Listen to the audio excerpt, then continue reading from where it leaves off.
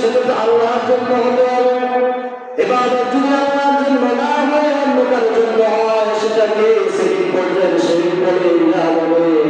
ইবাদত আল্লাহর দরবারে কবুল হওয়া দূরের কথা, ওই ইবাদতের কারণে আপনাকে আল্লাহ শাস্তি দিবেন। দলিল সূরাতুল মাআরিজ আল্লাহ বলতেছেন, ফাওয়াইলুল মুসাল্লিন, আল্লাহ বলতেছেন নামাজের জন্য আমি আল্লাহ ওয়াইল নামক জাহান্নাম একটা বিবরণ করেছি। জাহান্নাম কয়টা? 7টা। জাহান্নাম কয়টা? হ্যাঁ, জান্নাত কয়টা? 8টা। কোরআনে আছে।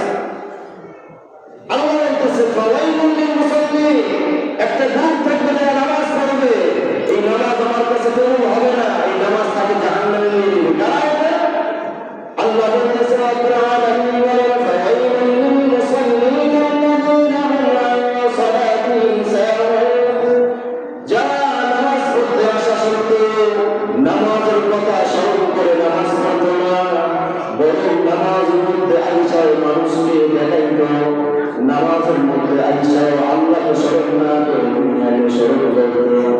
এটা আমাদের তারপরে কথা শেষ হয় না, হাসাহাসি শেষ হয় না, ঝগড়া শেষ হয় না, তাকবীর বলা হয়, তারপরে দুনিয়ার কথা শেষ হয় না। মানে হলো আমার নামাজ আল্লাহর জন্য না, আমার নামাজ দুনিয়ার কোনো স্বার্থের জন্য। ঠিক না? এরপরে আল্লাহ বলতেছেন আল্লাযীনা হুম ইউরাউন, যারা নামাজ পড়ে ঠিক আমি আল্লাহকে দেখানোর জন্য না, নামাজটা সঠিকভাবে করে দুনিয়ার মানুষকে দেখানোর জন্য।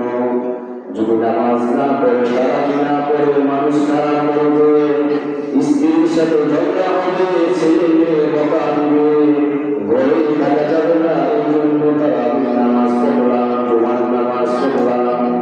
আল্লাহ বলতেছি যারা অন্যকে দেখানোর জন্য নামাজ পড়বে, ওই নামাজ আল্লাহ আল্লাহর কাছে কবুল হওয়া দূরের কথা, তাকে সোজা অন্যান্য জান্নাতে নিয়ে যাবে।